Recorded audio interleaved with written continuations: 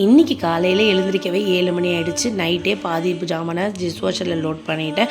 மீதி இருக்கட்டுமேன்னு சொல்லிவிட்டு காலையில் என்னால் லேட் ஆகிடுறதுனால காஃபியை குடிச்சிட்டு பசங்களுக்கு இட்லி சட்னி கொடுத்து லஞ்சையும் அதே கட்டி கொடுத்து அனுப்பிச்சாச்சு.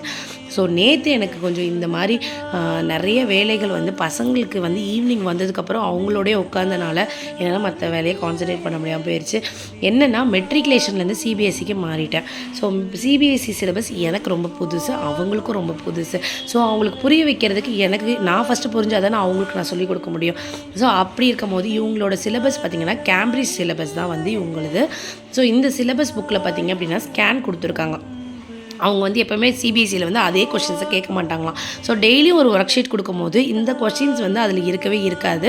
ஸோ அந்த ஸ்கேன் பண்ணி பார்த்தோன்னா அவங்க ஜென்ரலாக எப்படியெல்லாம் கொஷின் வரும் அப்படின்னு அந்த ஸ்கேனில் அதில் காட்டுது. ஸோ அதை நான் புரிஞ்சுக்கிட்டு அவங்களுக்கு அதை சொல்லி அவங்களுக்கு அதை தெரிய வைக்கணும். அது என்னமோ ஈஸியாக தான் இருக்குதுன்னு வச்சுக்கோங்க. இருந்தாலும் நமக்கு அது புதுசாக இருக்கும் போது அது நம்ம புரிஞ்சு அவங்கள புரிய வைக்கும் போதே டைம் ரொம்ப ஆகிடுது. மற்ற வேலைகளை பார்க்குறதும் தவிர்க்கப்படுது. ஸோ இப்படி தான் நேற்று ஈவினிங் எனக்கு போச்சு.